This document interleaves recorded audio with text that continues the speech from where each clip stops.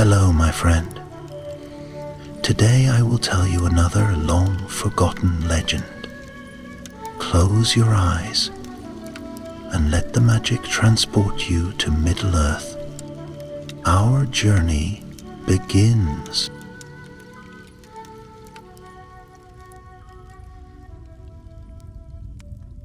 In the days before the moon and the sun rose over Middle-earth, before the world was divided by the great wars of elves and men, there was only the starlight.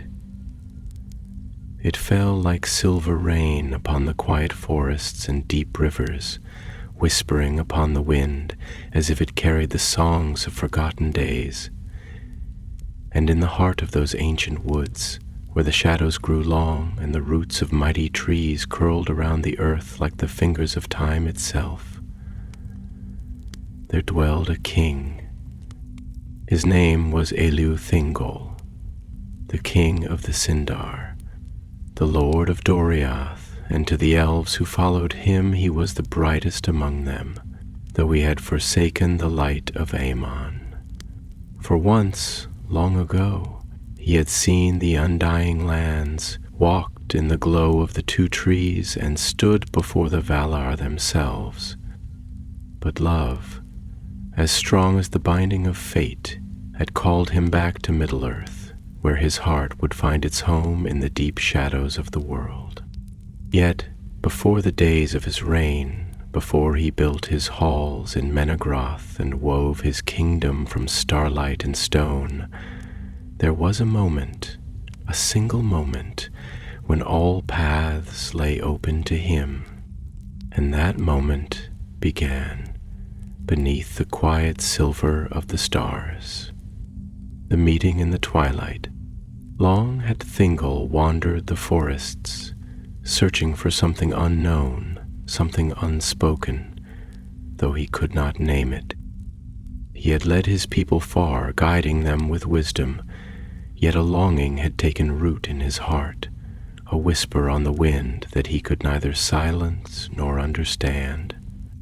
It was in those days, in the ancient woodlands of Nan Elmoth, that fate would weave its first thread.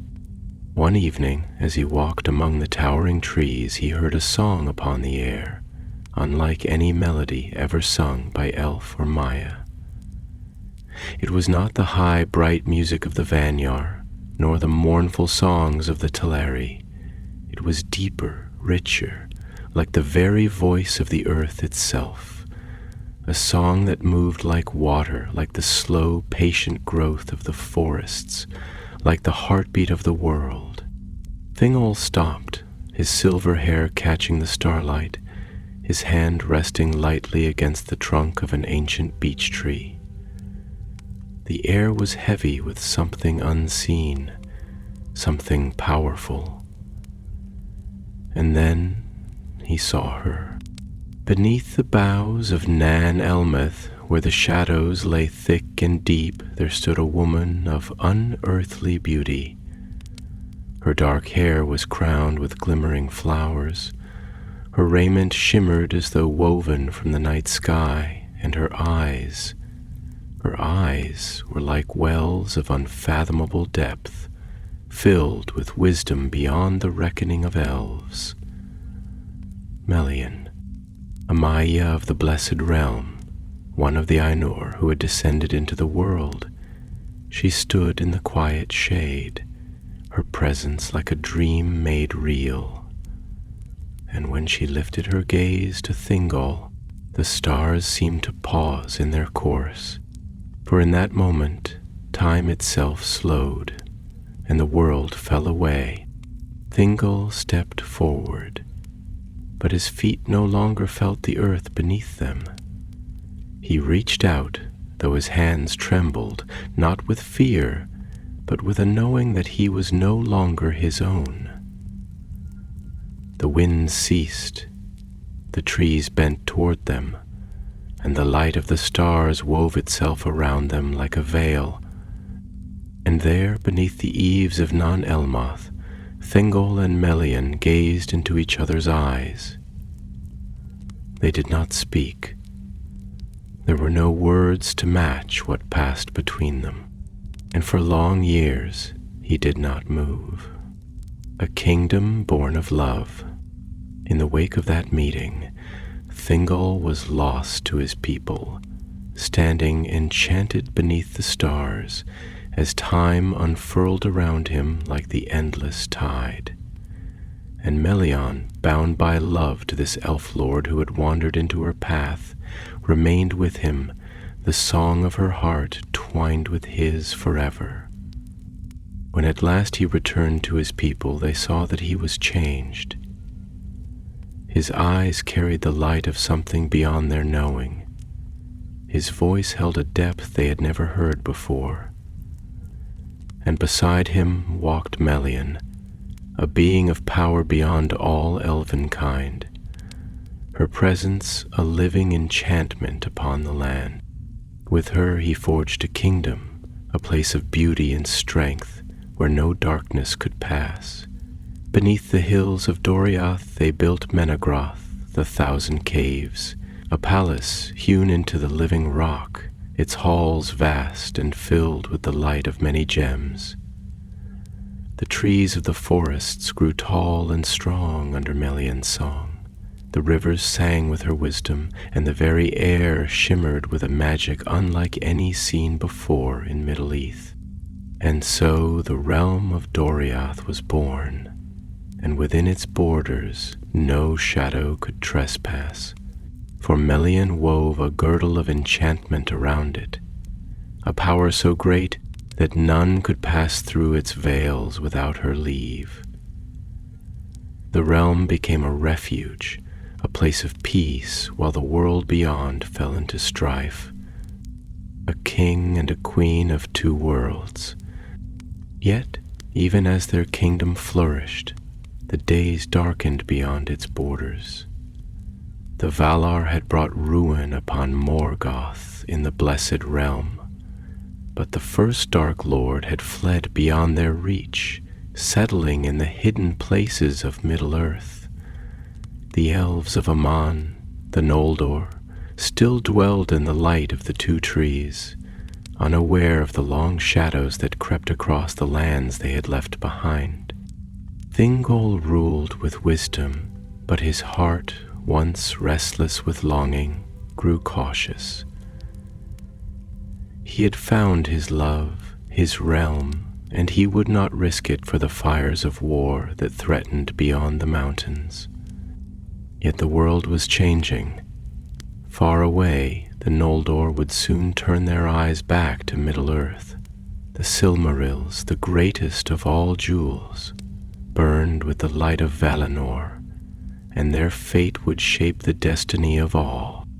And though the girdle of Melian held strong, and the forests of Doriath stood untouched by the ruin of war, a shadow had been cast, a whisper in the wind, a thread in the great weaving of fate, pulling ever closer to the halls of Thingol. He did not know it then, but his kingdom, though hidden and strong, would not remain untouched by the doom of the world. For the greatest treasures of Arda would soon come to his halls, and with them the fire of the oath that would burn all. Time moves strangely in Middle-earth, and for the Elves it is but a slow river, winding ever onward with no end in sight. The stars above do not change, and the trees, whose roots have drunk deep from the earth for thousands of years, whisper only of ancient things. But even the most unchanging of lands must yield to the great weaving of fate. And so it was that after long centuries of peace, a ripple stirred in the fabric of Doriath, small at first, like a wind barely felt upon the skin. Thingol, once lost in love's enchantment, had settled into his throne, his realm vast and secure beneath the watchful care of Melian's unseen power. But a king's heart, even one crowned in love, cannot rest forever. It must weigh the balance of the world, measure the tides of change, and stand ever watchful lest the peace it guards be swallowed in the growing shadow. And beyond the girdle of Melian, beyond the quiet glades and rivers that whispered their songs to the stars, the world was stirring. Great things were coming, unknown and unseen, like the first tremors of a storm that has yet to break. And though no wind yet disturbed the trees of Doriath, Thingol felt its presence in the corners of his thoughts, in the hushed murmurs of his court, in the eyes of his people who still watched beyond the borders, wondering what lay in the lands they had long abandoned. And so, one evening, when the sky was clear and the light of the stars lay silver upon the hills, Thingol walked alone upon the stone terraces of Menegroth, his hands clasped behind his back, his thoughts deep and troubled, though he could not say why. The walls of his halls, carved by the dwarves in ages past, glowed faintly with the sheen of gemstones set within their veins, their light mirroring the stars beyond. The trees beyond the terraces stood still, their leaves shimmering faintly in the quiet glow of night. And yet, though all was calm, Thingol's mind was restless.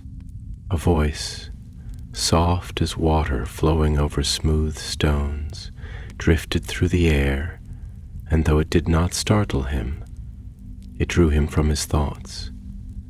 He turned, and there, in the dim silver of the night, stood Melian.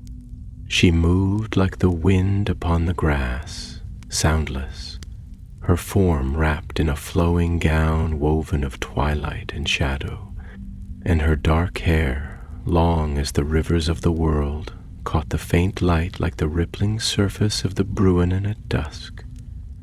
But it was her eyes, those fathomless wells of wisdom and sorrow, that held Thingol fast, as they had done when first he beheld her beneath the boughs of Nan Elmo.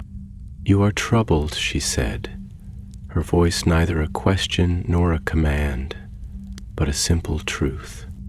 Thingol exhaled, slow and measured, as if gathering the strands of his thoughts before weaving them into words.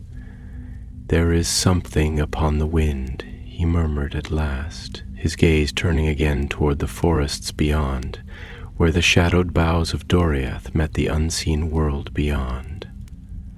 "Something I cannot name. I feel it pressing upon my mind, as though a tide unseen is rising beyond our shores, waiting, watching. Have you not felt it, Melian?"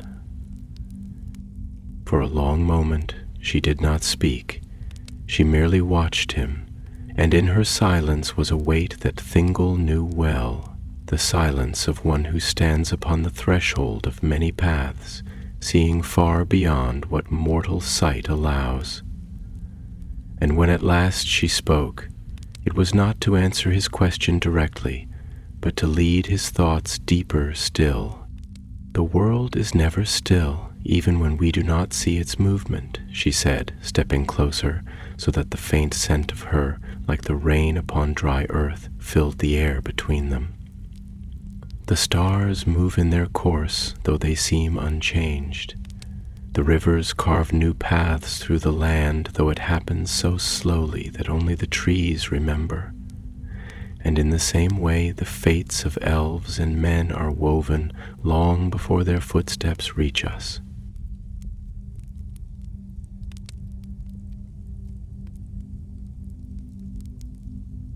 Thingol's gaze did not leave hers, but he felt the meaning beneath her words, the weight of something yet unsaid.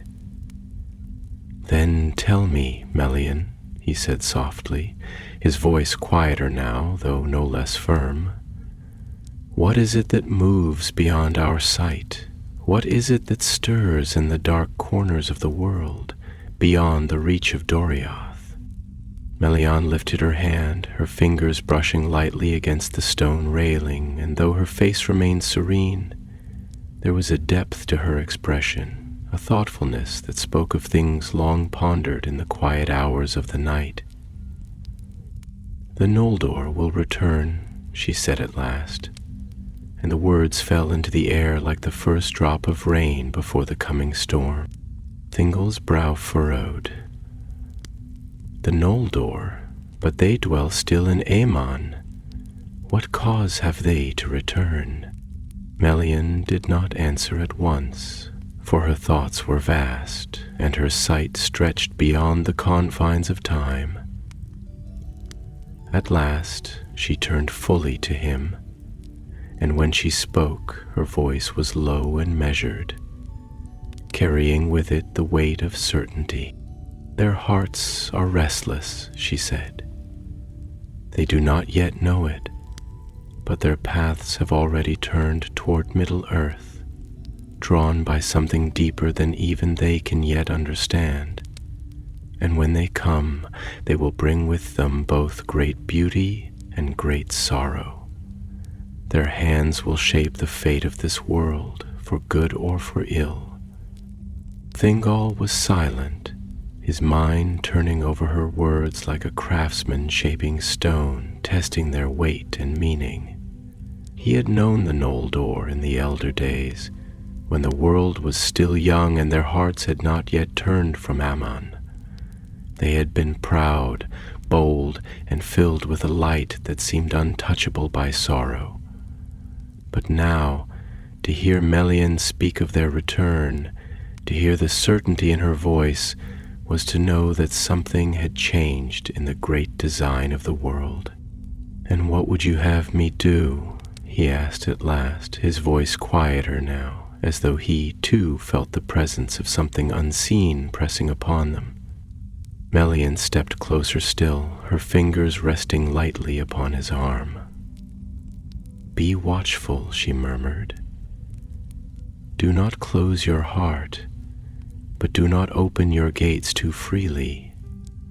The Noldor will come, and they will bring wonders beyond imagining, but not all the wonders of the world are without cost." Thingol closed his eyes for a moment, exhaling slowly as the weight of her words settled upon him.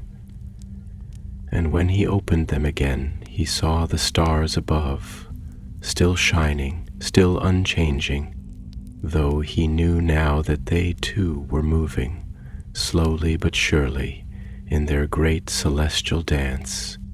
He turned to Melian, and for a moment he wished that he could stand here forever, in the hush of this moment, with the scent of the trees and the river filling the air, with the quiet song of night weaving through the stone halls of Menegroth.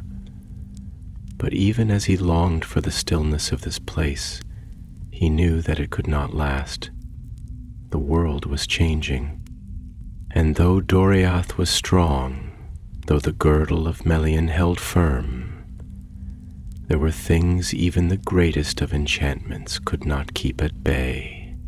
And far beyond the forests, beyond the mountains, beyond the darkened seas, a fire had been kindled, a fire that would burn across the ages, and one day its light would reach even here, to the quiet halls beneath the stars, and when it did, nothing would be the same.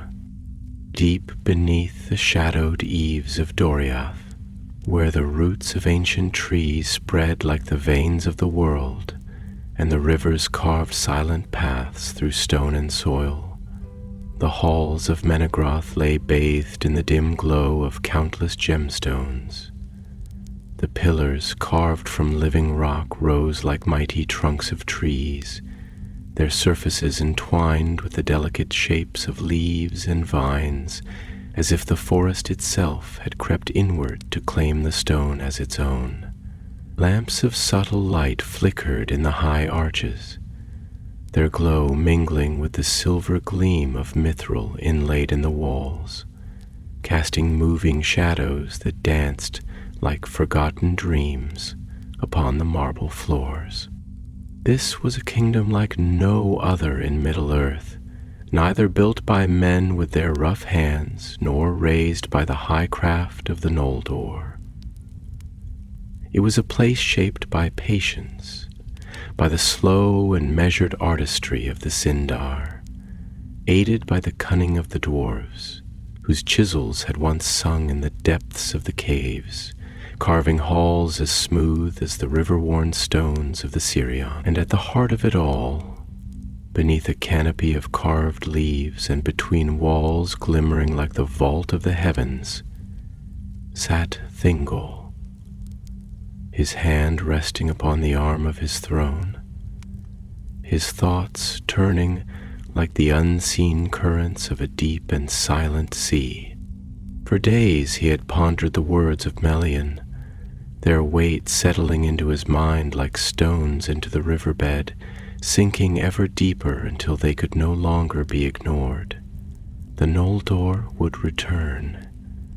The certainty of it was like a whisper threading through his waking hours, a voice he could not silence. And though his people knew nothing of it yet, though they walked the shaded paths of Doriath in peace, though their songs rose as freely as the wind in the high boughs, he knew that the time of stillness would not last. The Noldor, he had not seen them for long ages, since the elder days when the world was still wrapped in twilight before the sundering of the kindreds, before he had turned his back upon Aman and chosen Middle-earth as his home. In those days they had been bright and eager, filled with the light of the trees, their hands ever crafting, ever seeking, their hearts restless as the wind upon the sea. And he had thought them noble, wise once. But even then, he had seen something in them that had given him pause. An urgency, a hunger, a need to shape and build and possess, that set them apart from the quiet patience of his own people. And now they would return. But why? What could draw them back from the lands where the very light of the Valar shone upon them? His thoughts were disturbed by the soft footfalls of Melian approaching, her presence a quiet ripple in the stillness of the great hall. She did not speak at once, and he did not turn to greet her. He only closed his eyes for a moment, listening to the faint rustle of her gown as it moved, to the hush of the air as it shifted in her wake. And when she did speak, it was not with the voice of one who asks a question, but of one who already knows the answer. "You have not spoken of it to your people," she murmured, her voice low as the sighing of wind through the leaves. Thingol opened his eyes, exhaling slowly, and only then did he turn his gaze upon her. "What would I say?" he replied, his tone measured, deliberate. "That a shadow unseen moves beyond our borders, that a fate long forgotten now stirs, reaching toward us with unseen hands. I do not yet know what form this change will take, nor whether it will come as friend or foe. Should I speak of it before I understand it myself?" Melian studied him for a long moment, her expression unreadable, though there was something in her eyes, a depth like the still waters of a hidden pool, where reflections shift and change, but never reveal their full truth. "There are things that must be spoken, even before they are understood," she said at last, her voice soft, yet filled with the weight of ages. "Silence is no shield against fate, and uncertainty does not delay its coming. It is better that they hear of it from you, their king, rather than from whispers that will surely find their way through the trees."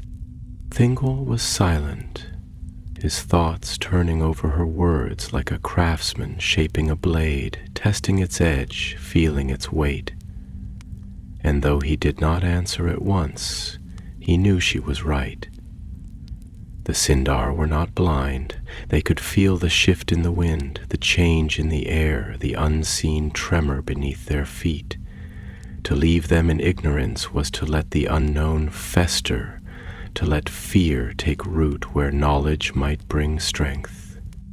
At length he spoke, his voice quieter now, though no less firm. "Then I shall tell them," he said, his fingers curling slightly against the stone of his throne.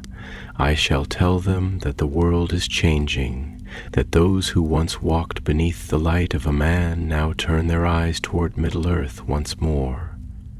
But I shall not yet name it as friend or foe. Let them listen, let them watch, but let them not yet take up sword or bow. The time for such things has not yet come." Melian inclined her head, though there was something in her gaze, something distant, as though she saw beyond his words, beyond the halls of Menegroth, beyond even the trees of Doriath. "You may hold back your sword, my love," she murmured, "but others will not. The Noldor do not return in peace." Thingol's eyes narrowed slightly, his gaze sharpening as he searched hers, and in that moment the air between them grew heavy, as if the very walls of Menegroth were holding their breath. "You know more than you have said," he said quietly, his voice carrying the weight of something unspoken, something deeper. Melian did not look away. "I see only what the threads of the world reveal," she answered, her voice like the slow unfolding of a forgotten truth, "and the threads are tangled with fire and sorrow. The Noldor come not as wandering kin, seeking only a home lost to them. They come with a burden of their own making, a weight they cannot cast aside even if they wished to. They come with oaths spoken in haste, with hearts that have turned upon themselves, with a doom that follows like the shadow of the setting sun." Thingol felt a chill pass through him, though no wind stirred the air of Menegroth. He did not speak at once, for he was a king who did not take words lightly, who did not shape his thoughts in haste. He turned his gaze once more toward the great stone pillars, toward the carvings that adorned the halls, the images of leaves and stars, of rivers and trees, of all that had been built in the quiet peace of Doriath. And in the silence that stretched between them, he felt, for the first time, the edge of something unseen pressing upon his kingdom, something vast, something inevitable, and he knew that the days of stillness were drawing to an end. The halls of Menegroth stood in a hush like the depths of the forest before a storm, the great stone pillars rising around Thingol like the trunks of ancient trees, their surfaces carved with the delicate tracery of vines and branches, their leaves eternal, untouched by the slow passage of time.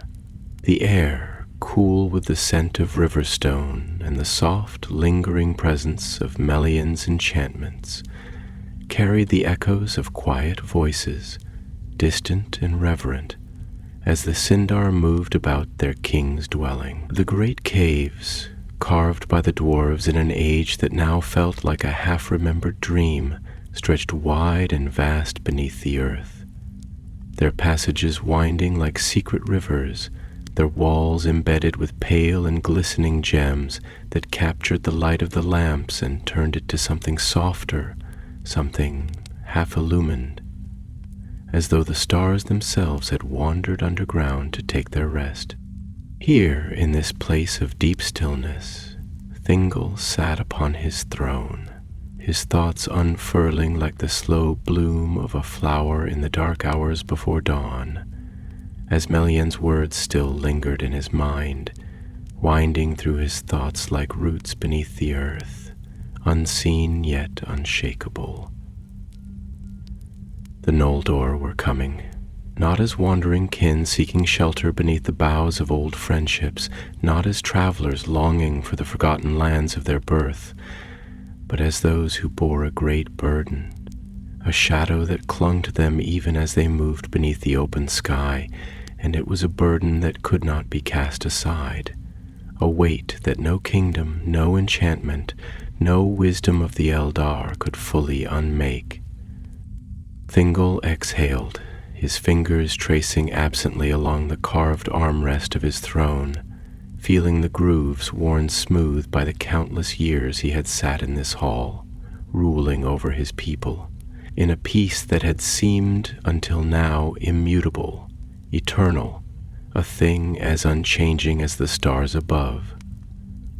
And yet he knew that peace, even the deepest, was but a reflection cast upon the water, a moment of stillness before the ripples of fate moved once more. He had known it when the world was young, when the call of Aman had filled the hearts of his kin, when he had chosen to remain in Middle-earth, bound by love to the twilight and the whispering forests, to the land that would become his home, his realm, his fate. And now the tide was turning once more. His thoughts were disturbed by a voice, a low murmur of reverence and deference, as one of his heralds stepped forward from the shadows of the hall, his form slight beneath the high vaulted ceilings, his silver hair gleaming faintly in the lamplight. "My lord," the herald said, bowing low, his voice carrying the weight of caution, of something half known, half feared, "strangers have come to the borders of Doriath. They do not pass beyond the girdle, but they linger.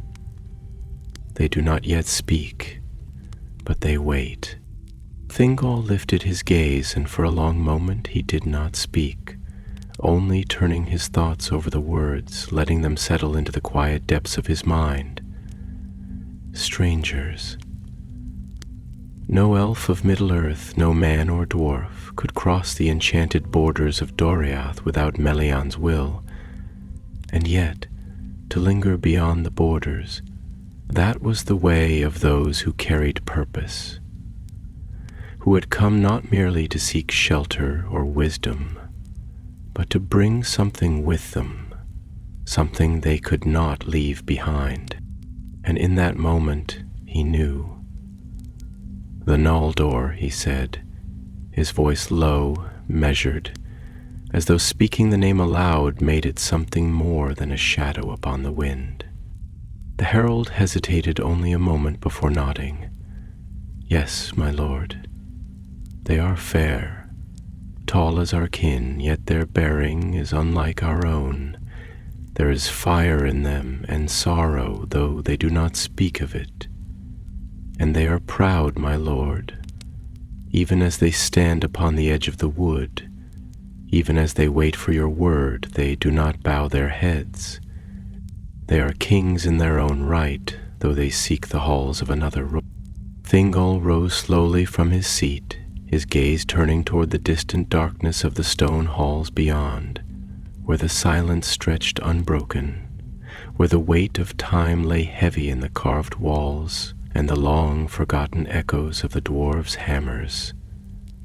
"Proud," he murmured, tasting the word as though it were a blade held lightly in his palm, waiting to be tested for its sharpness. "The Noldor have always been proud." He turned, stepping down from the throne, his robes shifting with the movement, trailing like the long shadows of trees upon the forest floor. "Let them wait," he said, his voice calm, but there was something deeper within it, something colder, something that lay beneath the surface of his words like a river, flowing deep beneath the earth. "Let them stand at the border of my realm and feel the weight of their journey upon them. Let them see that Doriath is not a land that bows to the coming of kings, nor a realm that bends to the urgency of those who carry the fire of the West within them. If they seek audience. The herald bowed, his hands clasped before him in quiet obedience, and without another word he turned and departed, his footsteps fading into the stillness of Menegroth, until only Thingol and the hush of the stone halls remained. Melian stepped forward then, her presence a ripple in the silence, her gaze deep and knowing, as if she had already seen the meeting that had yet to come, as if she had already heard the words that would be spoken between the king of Doriath and the exiled sons of the Noldor. "Will you deny them?" she asked. Her voice like the wind moving through the trees, soft but unrelenting. Thingol did not answer at once. He only turned his gaze toward the distant archways, where the halls stretched onward, where the shadows lay quiet and waiting, where the unknown pressed against the walls of his kingdom like a tide rising unseen beyond the shores. "I will not deny them," he said at last, his voice quiet, but there was a weight to it, a decision that had already been made in the depths of his thoughts, long before the words had been spoken. "But neither will I welcome them blindly. The world is shifting, Melian, and I would know the shape of it before I allow its tide to touch the roots of my realm." Melian watched him for a long moment, her gaze unreadable, and then she turned, her steps carrying her away, her presence fading like mist upon the river. But even as she left, her words lingered in the hush of the great halls, their meaning like a seed planted deep within the soil, waiting to take root. "The Noldor do not come alone, my love," she had said. And though her voice was soft, it had carried the weight of a truth that could not be undone. "They come with fire and with grief, and where there is fire, there is always the risk of ruin." Thingol closed his eyes for a moment, standing in the silence of Menegroth, the air cool around him, the stone walls unyielding beneath his touch. And beyond the borders of Doriath, where the trees stood tall and unmoving, where the unseen barrier of Melian's enchantment stretched like a veil between worlds, the Noldor waited. And though they did not yet know it, they waited upon the threshold of fate itself. The forests of Doriath stood deep and still beneath the weight of the stars, their great boughs stretching wide like the pillars of an ancient temple, their leaves whispering softly in the hush of night.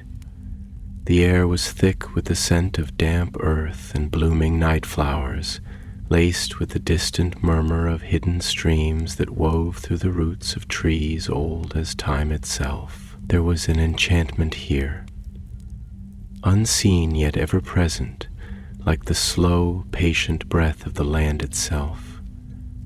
A power that flowed not in sudden bursts of fire and fury, but in the quiet, inexorable strength of roots that burrowed deep, of rivers that shaped mountains, of stars that burned for ages beyond the reckoning of the world. And yet, upon the borders of this timeless realm, where the unseen veil of Melian's enchantment stretched like a mist between the seen and the unseen, a restless presence had come, an echo of a world beyond the woods, a ripple in the still waters of Thingol's kingdom. They stood at the edge of the girdle just beyond the trees where the shadows deepened, where the air itself seemed to shimmer with an invisible power that barred all but those whom Melian willed to pass. The Noldor, exiled lords of a distant land, wanderers now in Middle-earth, driven not by the easy whims of curiosity, but by an oath that bound them more tightly than iron, by the unrelenting fire of their hearts, by the sorrow they had not yet named but carried nonetheless, as heavy as the stars that hung above them.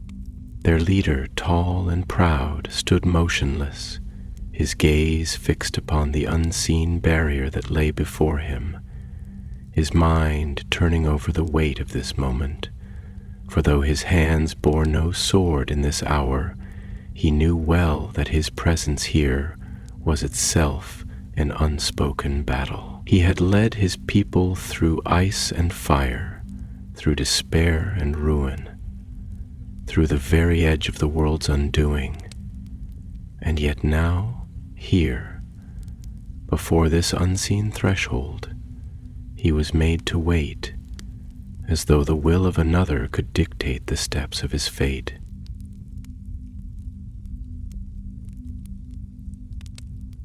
At last he spoke, and his voice, though measured, carried the weight of pride honed by grief, the strength of one who had lost much and had sworn never to bow again.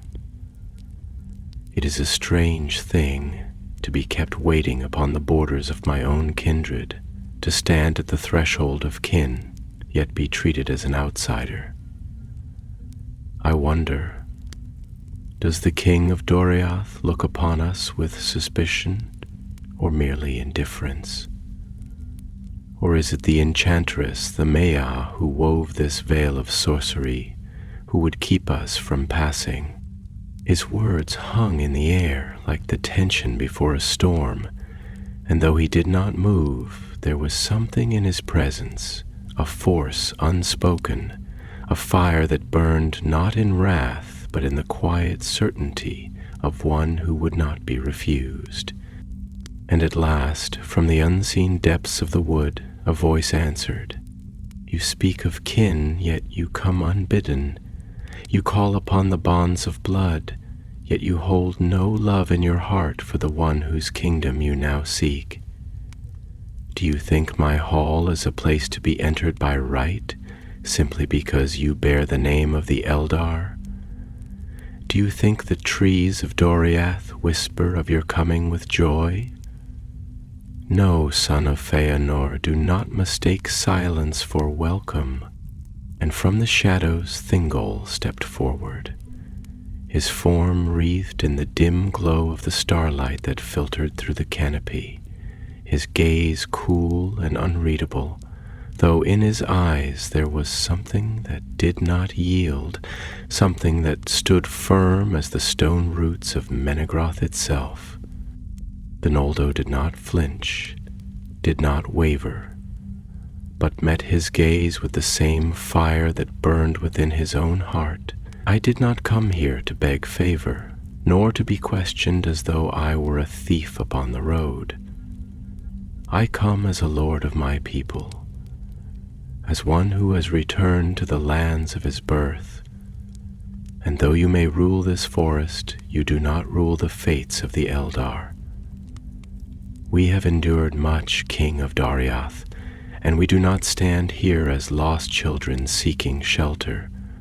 We stand as those who would shape the world anew, who would take what was stolen from us, who would make Middle-earth great as it was meant to be." Thingol studied him in silence, and for a long moment the only sound was the faint rustling of the wind in the high branches, the distant call of a night bird, the hush of unseen waters running through the roots of the trees. And then, slowly, the corners of his lips curved, though the smile did not reach his eyes. "You speak boldly, son of Feanor, but tell me, do you shape the world with wisdom or with fire? Do you come to build or to claim? I have seen the Noldor before, long ago, when the world was young, and even then I saw in your kind the need to craft, to make, to seek. But I also saw the hunger, the need to possess, to name and bind and take. And now you stand here, far from the light of Almon, far from the grace of the Valar. Tell me, what price was paid for this return?" And at those words, a shadow passed through the face of the Noldo, brief as the flicker of a candle in the wind, yet there all the same. And in that moment, though his expression did not change, though his stance did not falter, Thingol knew that there was a wound within him, deep and unspoken, a grief not yet healed, a sorrow that had no name but burned all the same. For a long moment the Noldo did not answer, and in that silence Thingol stepped forward, his voice quieter now, though no less certain. "You do not wish to speak of it. Very well, but know this. I am not blind to the weight you carry. Whatever it is that brought you here, whatever fire it is that burns in your heart, you will find no refuge in Doriath if that fire seeks only to consume. My realm is not a battlefield, nor a place to be shaped by the will of those who believe themselves the masters of fate.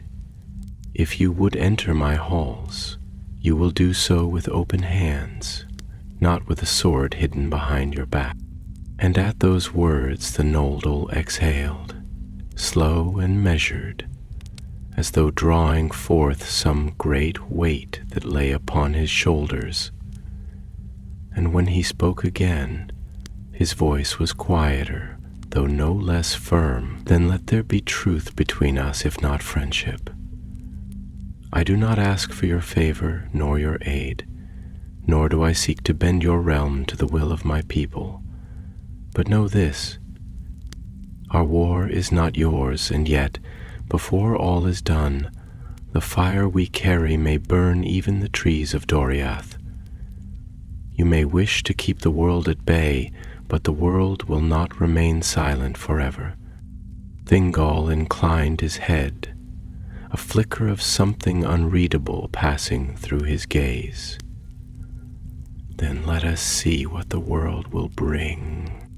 And in that moment, though neither bowed, though neither yielded, something shifted in the air between them. Not peace nor trust, but the first fragile thread of understanding stretched thin upon the wind, and beyond the trees, beyond the unseen barrier of Melion's enchantment, the fate of Middle-earth moved ever onward, unseen yet unrelenting, as the stars watched in silence above. Beneath the arching boughs of Doriath, where the silver light of the stars wove itself into the shifting canopies, and the soft murmur of hidden streams whispered through moss-laden stones, the halls of Menegroth lay still, holding within them the hush of a kingdom untouched by the ruin of the world beyond. Here, beneath the deep roots of the trees, where stone had been shaped into halls as vast and intricate as the wild lands above, Thingol sat upon his throne, his mind a tide drawn ever deeper into the sea of his own thoughts, caught between the quiet certainty of his realm's strength and the slow creeping realization that the world beyond was no longer content to remain at its borders. The words of the Noldor lingered within him like the last embers of a dying fire, their heat no longer burning, yet still carrying the memory of flame. They had come not as lost children seeking shelter, nor as wandering lords seeking homage, but as those who carried with them a burden unspoken, a sorrow buried beneath their pride, a grief that had not yet been given a name. And though they had stood before him with hands unarmed, though they had spoken with the courtesy of their kin, he had seen it in their eyes, the weight of something vast and terrible, the shadow of deeds that could not be undone. Melian, ever watchful, ever knowing, stood beside him, her presence like the deep hush of the forest before a storm, a quiet that was not empty but filled with unseen power. Her dark eyes, fathomless as the endless sky before dawn, rested upon him as if she could see the shape of his thoughts before they had yet formed into words. And when at last she spoke, it was with the measured cadence of one who had watched the turning of the world and knew well the slow unraveling of fate. "They do not speak of it," she murmured, her voice low as the distant sigh of the trees. "And yet it clings to them, woven into the very marrow of their being. They carry a fire that is not only of their own making, but one that was kindled in wrath and will burn long before it is spent. And you, my love, must choose whether you will stand apart from that fire, or whether you will let its embers touch even the roots of Doriath." Thingol turned his gaze to her, studying her as one might study the stars reflected in deep water, seeing not only their distant glow, but also the vast darkness that lay between them. "You speak as if the choice has not already been made," he said at last, his voice quieter now, more measured, as though he too was feeling the first stirrings of something vast and unseen moving beneath the surface of his world. "I have held this realm apart. I have shaped its borders with the will of one who knows the cost of war. I have let no shadow pass beyond the girdle that you have woven. And yet, you speak as if the world beyond will not be content to remain beyond. Do you see it, Melian? Do you see the shape of what is to come?" For a long moment she did not answer, and the silence stretched between them like the deep hush of the forest in winter, a quiet filled with unseen life, with thoughts unspoken, with paths yet untrodden. And then she exhaled, as though drawing forth a truth from the very air itself, a truth that had long waited to be spoken. "There are things even I cannot see," she admitted, though there was no uncertainty in her voice, only the weight of a wisdom that stretched beyond the borders of time itself. "But I know this. The Noldor do not return to Middle-earth as they once left it. They are not merely exiles seeking to reclaim the lands they abandoned. They have been wounded, Thingol, in ways that no sword can mend, in ways that even the light of Aemon cannot undo. There is a shadow upon them, one that follows them even as they stand beneath the open sky, one that whispers in the darkness behind their steps, one that has bound them with words more unbreakable than steel." Thingol frowned, his fingers pressing lightly against the carved armrest of his throne, feeling the smooth, time-worn grooves beneath his hand, as though seeking something solid, something certain amidst the shifting current of Melian's words. "An oath," he murmured at last, his voice barely more than breath. "They have sworn an oath." Melian inclined her head, the faintest trace of sorrow flickering through her gaze, like the last light of the evening sun before it is swallowed by the night. "Yes," she said simply, "and such an oath is not lightly spoken, nor lightly set aside. It binds them, as the roots of the mountains are bound to the bones of the world.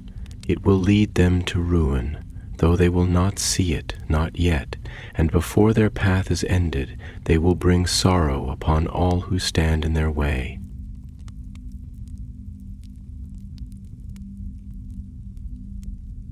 Thingol was silent, turning over her words like a smith testing the weight of a blade, feeling its balance, its sharpness, its inevitability.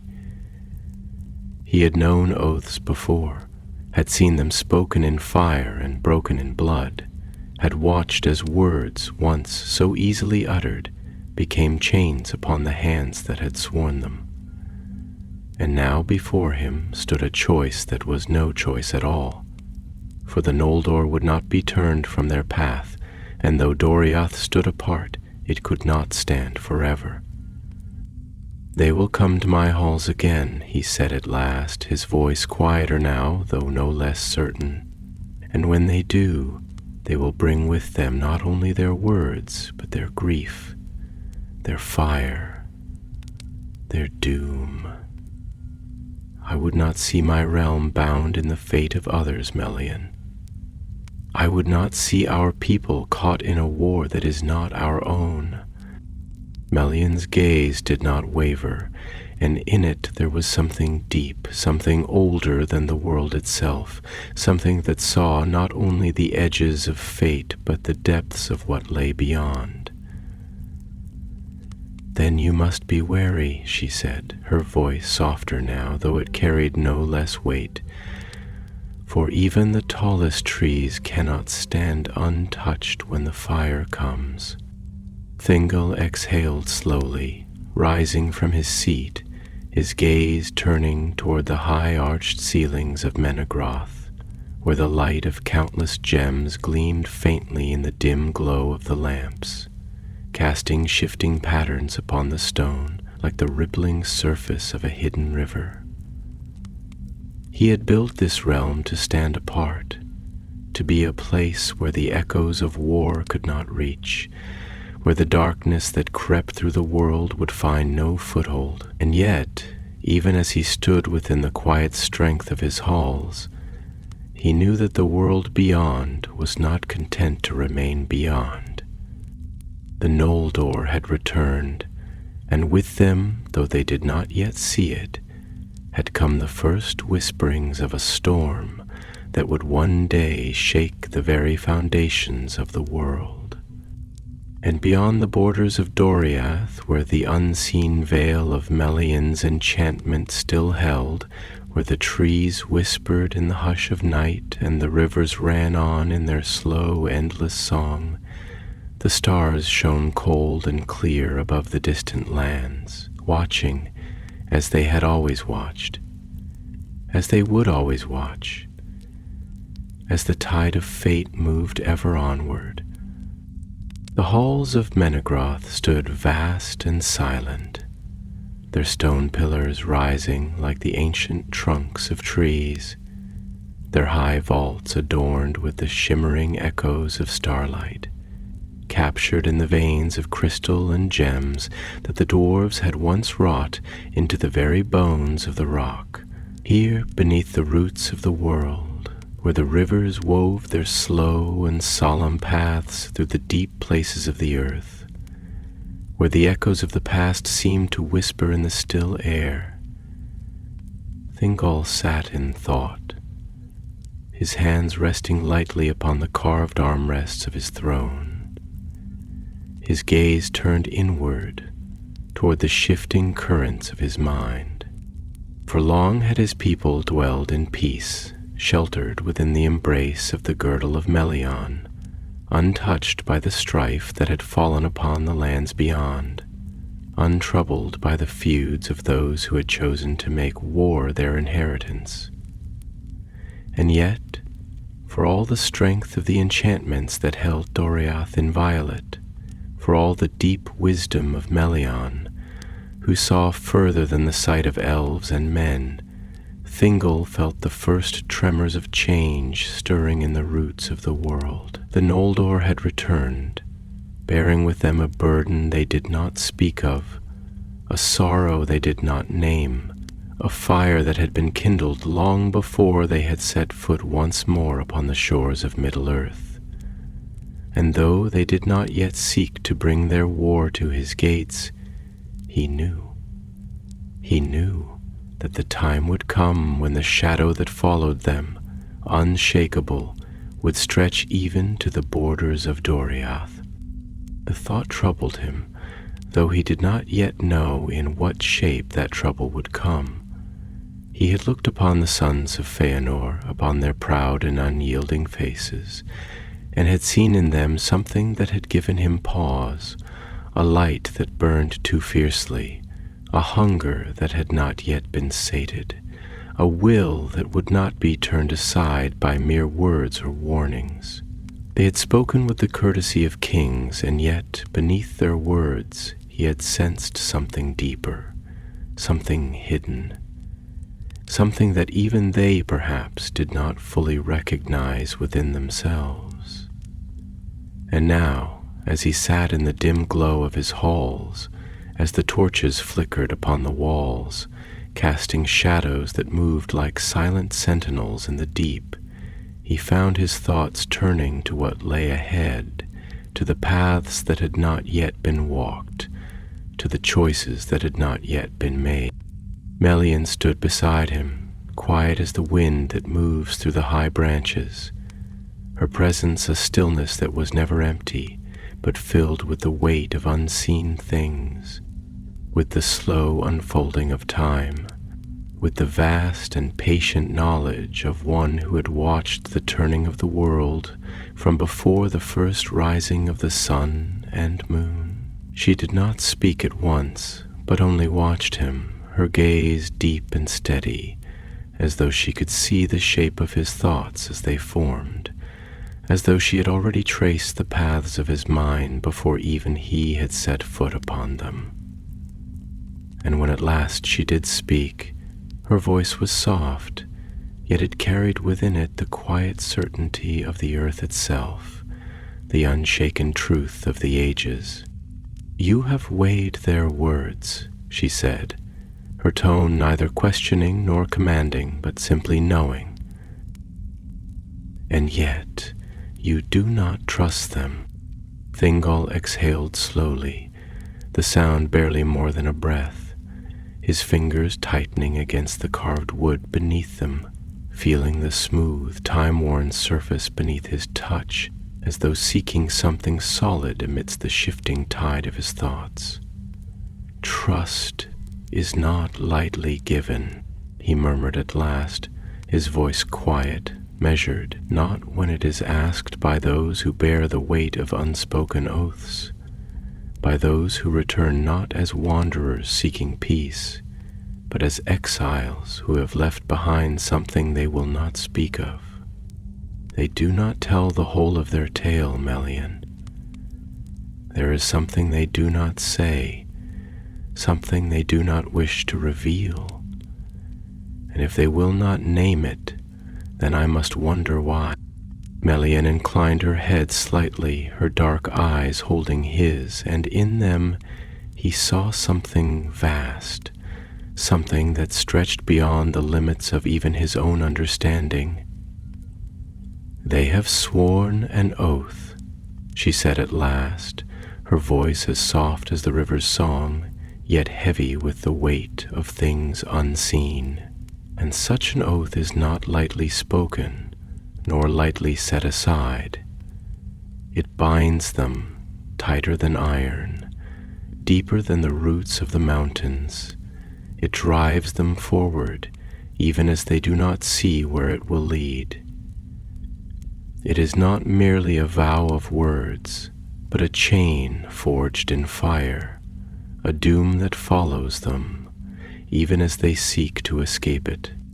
Thingol frowned, his brow furrowing slightly, and he turned his gaze away, looking toward the high vaulted ceiling where the faint gleam of the embedded gems caught the torchlight, reflecting it in 100 scattered points like distant stars upon the surface of a still lake.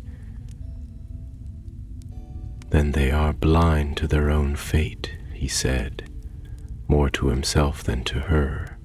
"They believe themselves masters of their own destiny, and yet they are bound to something they cannot unmake. They carry the weight of the past, and they do not even see how it shapes them, how it will shape all that they touch."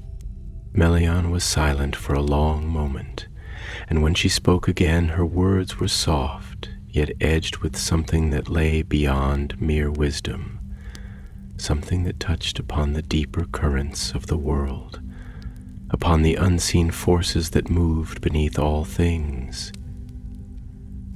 "You cannot hold back the tide forever, Thingol," she murmured, stepping closer, her hand resting lightly upon the carved stone beside him. "You may build walls of stone, weave enchantments into the very air itself, But the world does not stand still. The river does not cease to flow because the rock stands firm. It moves around it, reshapes it, carves it away little by little until the rock is no more. Even the mightiest tree, no matter how deep its roots, no matter how high its branches reach, will one day fall when the winds of the world shift. Thingol did not answer at once. He only sat in silence, his gaze steady, his thoughts deep, and yet within him there was the first stirrings of something unspoken, something that he had not wished to name, but could no longer ignore. The world was moving. The Noldor had returned. The past was not done with them, and in time he knew it would not be done with him either. He rose slowly, the fabric of his robes shifting like the movement of water against stone, his stance still strong, still unyielding, yet there was something in his expression now, something that had not been there before, a recognition, not of surrender, but of understanding. "I will not be a part of their war," he said at last, his voice quiet but firm.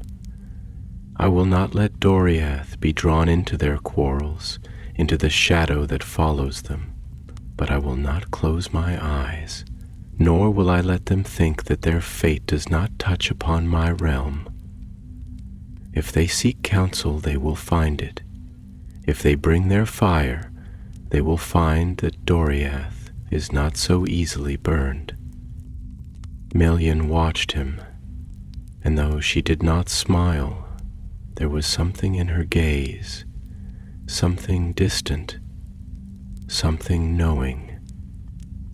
"Then let us see," she said softly, and her words, though simple, carried within them the weight of 1,000 unseen futures.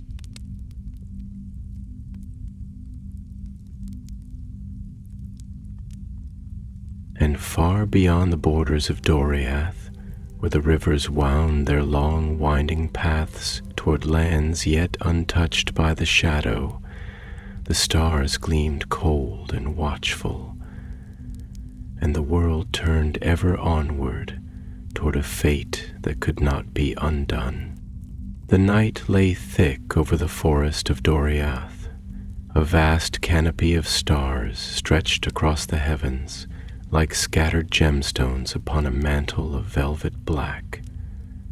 The silver light spilled through the towering trees, whose gnarled roots twisted deep into the dark earth, their ancient limbs reaching ever skyward, drinking in the wisdom of ages past. The air, laced with the crisp scent of moss and the murmuring breath of unseen rivers, carried a stillness that was neither empty nor lifeless, but full, like the hush before a storm, like the deep inhalation of the world before it turned its face toward an unknown dawn.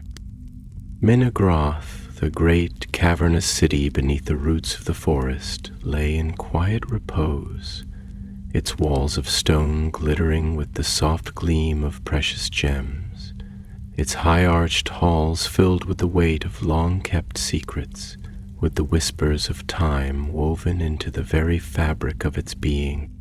The lamps, hanging like captured stars, flickered gently, casting elongated shadows upon the polished floors, where the echoes of soft footfalls moved like the distant rhythm of unseen tides. And within the heart of this realm, upon the seat of his forebears, the king of Doriath sat, his mind a labyrinth of thoughts, his heart a still lake reflecting a sky that was ever shifting. Thingol's gaze was fixed upon the carvings that lined the vaulted ceiling, the depictions of trees and rivers, of stars and mountains, the great tapestry of the world etched into the very stone that held the weight of his kingdom. It had been wrought by the hands of the Naugrim, the deep-dwelling craftsmen of the earth whose hammers had sung in the dark beneath the mountains, shaping rock as though it were clay, giving birth to halls as grand as any raised beneath the open sky.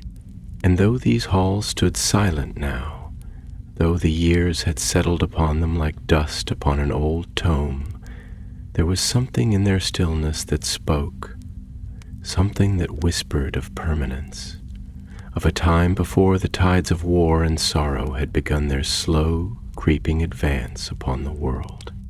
Yet even the most steadfast stone could not hold back the river. For Melian stood at his side, her form wreathed in the soft glow of the lamps, her dark hair falling in quiet waves over her shoulders, her eyes holding within them the depth of the ages, the light of a knowledge that stretched beyond the sight of elves and men alike. She did not speak at once, nor did she press upon him the weight of her wisdom, but only watched, waiting, as though she could already see the path his mind would take, as though she could hear the echoes of words not yet spoken. And when she did speak, her voice was low, measured, as soft as the wind moving through the high branches of the forest, yet filled with the weight of truth. "You have been silent long," she murmured, her gaze not upon him, but upon the distant carvings that adorned the halls, upon the images of things that had once been, of things that had yet to come. "You have turned this matter over in your mind, tracing its edges as a smith traces the shape of a blade, testing its balance, weighing its sharpness. And yet even now you do not speak of the choice that lies before you. Tell me, my love, do you hesitate because you fear what may come, or because you already know what must be done and you do not wish to name it?" Thingol exhaled slowly, his fingers tightening ever so slightly upon the carved armrests of his throne, his gaze dark and unreadable as he turned his thoughts over once more, shaping them, steadying them, as one shapes a stone before it is set into the foundation of something greater. "I do not fear them, Melian," he said at last, his voice quiet, though there was no uncertainty within it, only the weight of contemplation, the slow, deliberate unfolding of a decision long in the making. "I do not fear the Noldor, nor do I doubt the strength of our borders, the power of the girdle that you have woven, the sanctity of the land we have built together. And yet there is something in them that troubles me, something that I cannot name, though I have felt its presence ever since they came upon our borders. It is not merely their pride, nor their fire, nor even the grief that they do not speak of. It is something deeper, something woven into their very being, a shadow upon their hearts that even they cannot escape." Melian inclined her head slightly, her gaze shifting toward him, studying him, though she did not interrupt, did not press upon him the full weight of her own knowing, but only listened, allowing his words to shape themselves fully before she would give voice to her own. "You have said before that they are bound by an oath," Thingol continued, his voice thoughtful, slow, as though he were feeling his way through the darkness of his own mind, seeking something unseen. "And I have seen the weight of it in their eyes, in the way they carry themselves, in the fire that smolders just beneath the surface of their words. I have seen it in their silence, in the things they do not say, in the truths they do not speak. But what is this oath, Melian? What is it that they have bound themselves to, that follows them like the shadow of the setting sun, that clings to them even as they move forward with such certainty?" For a long moment she did not answer, only watching him, as though weighing the moment, as though considering the shape of time itself before she would give voice to the truth that had long remained unspoken. And when she did speak, it was with the measured cadence of one who has seen beyond the veil, who knows the workings of fate not as a thing of mere chance, but as a great and unyielding design woven into the very fabric of the world. "They have sworn upon the Silmarils," she said at last, her voice barely more than breath, yet carrying within it the weight of doom itself. "They have sworn by the light of those accursed jewels, by the fire that Feanor wrought in the depths of his craft, by the theft that set all this sorrow into motion. And they have sworn to reclaim them at any cost against any who would stand in their way, whether friend or foe, whether innocent or guilty, whether kin or stranger. It is an oath that does not know mercy, an oath that does not yield, an oath that binds them in a way that no mere vow of words could ever do. And because of it, they will bring war to Middle-earth, whether they will it or not, whether they seek it or not, for it is already written in the doom they have chosen for themselves." Thingol was silent, his breath slow, measured, as the truth of her words settled upon him, as the full weight of what had been set into motion unfurled before his mind's eye. And he knew then, beyond any doubt, that the peace of Doriath would not last forever. The shadow that had been cast upon the Noldor would one day reach even these halls, no matter how strong the walls, no matter how deep the roots, no matter how great the enchantments that guarded them. "The Silmarils," he murmured at last, tasting the name as though it were something bitter upon his tongue.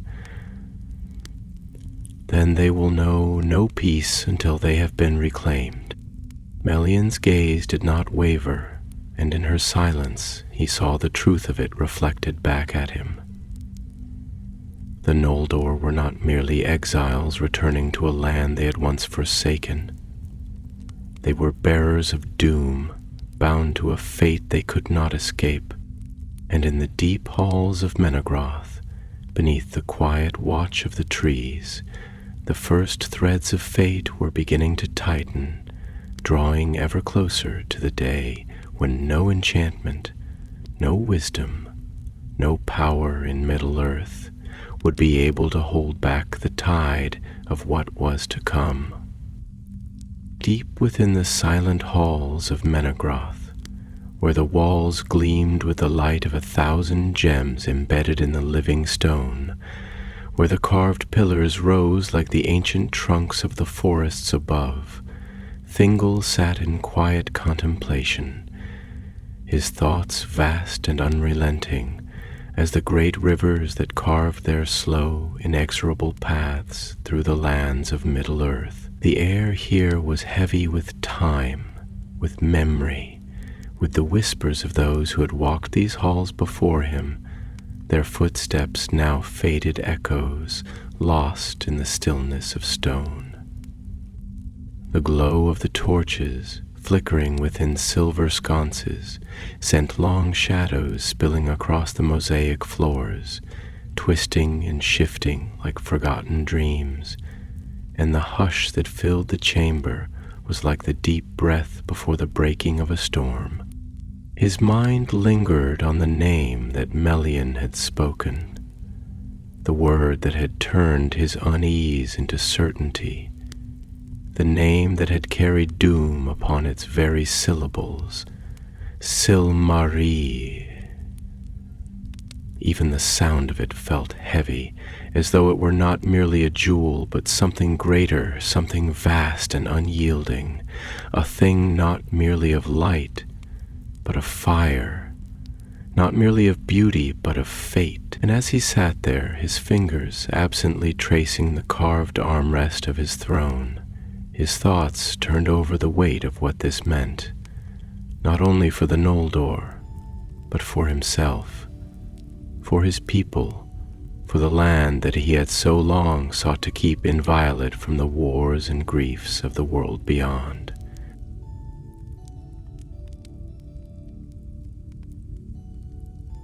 Melian had spoken of the oath, of the unbreakable vow that bound the sons of Feanor to their terrible fate, of the fire that burned within them, consuming them even as they sought to reclaim what had been stolen from them. It was not a hunger for power that drove them, nor even greed, but something deeper, something far more perilous, a compulsion, a need that could not be cast aside, a promise forged in fire and blood that would drag them forward until either they had fulfilled it or it had destroyed them utterly. And in that moment, Thingol saw with a clarity that struck him like the sudden stroke of a blade that the fate of the Silmarils was not merely the fate of the Noldor, but of all who dwelt in Middle-earth,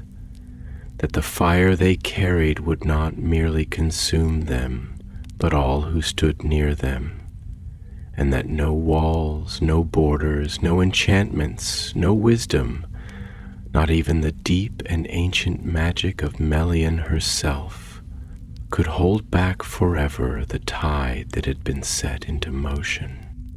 Melian stood beside him, her presence still and watchful, the soft glow of the lamps catching in the dark waves of her hair, her eyes deep as the spaces between the stars.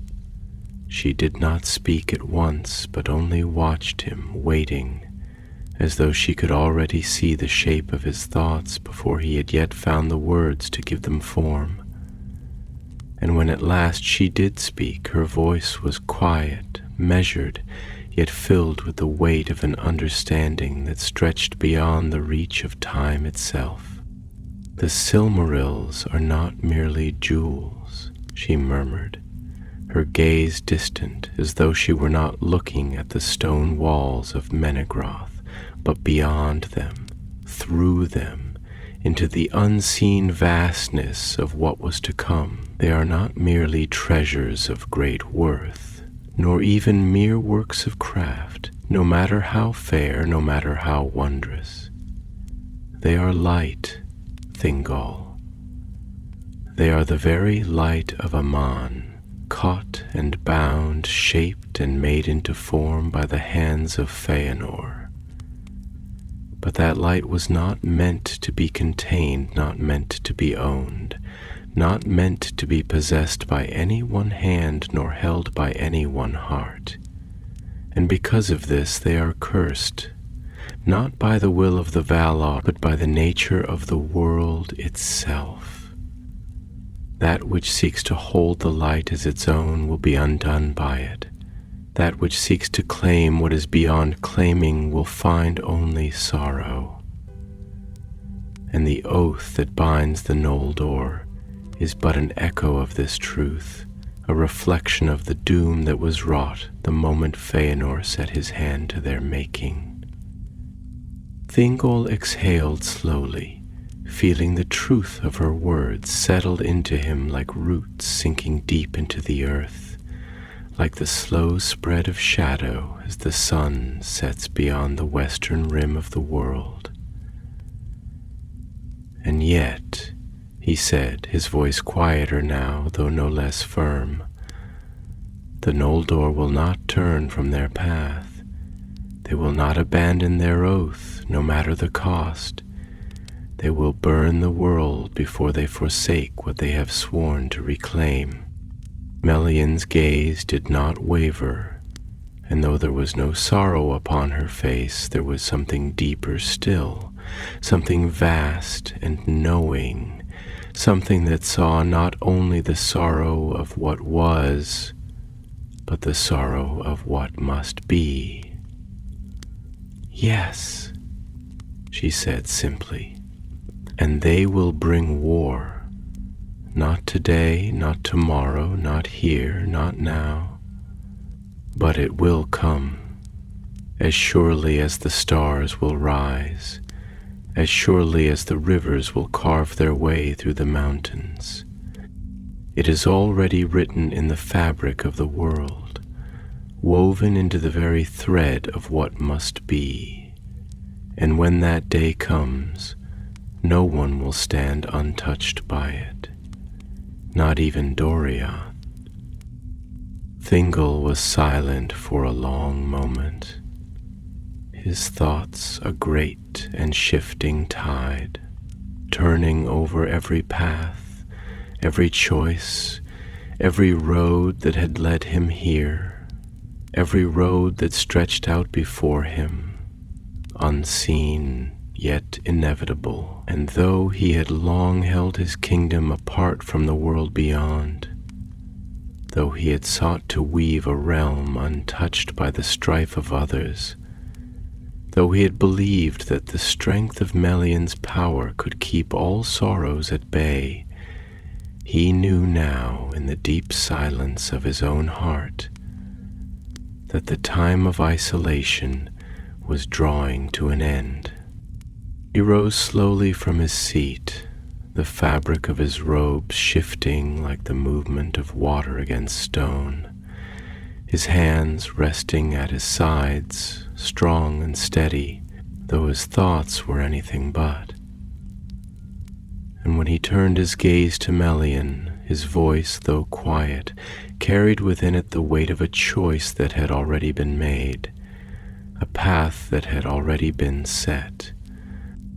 "Then let us be ready," he said, his words not a surrender but a resolution, not a yielding to fate, but a recognition of its course. "Let us watch and wait and hold the borders of our realm as we have always done. Let the world burn if it must. Let the Noldor walk the path they have chosen. Let the oath drive them where it will. But Doriath will not fall. Our kingdom will not be undone by the choices of others. If the fire must come, then let it come. But when it does, it will find that we are not so easily consumed." Melion inclined her head slightly, her expression unreadable, and for a long moment there was only silence between them, the hush of the great hall stretching wide and deep, the weight of time pressing heavy upon the stone. And though the stars still gleamed beyond the branches of the forest, though the rivers still ran their endless course, though the winds still moved through the high canopies as they always had, the world had already begun to change. Far beyond the borders of Doriath, beyond the enchanted veil that held back the step of all who were unwelcome, beyond the quiet rivers and the deep woods, the tide of fate was rising, slow yet unrelenting, vast yet unseen.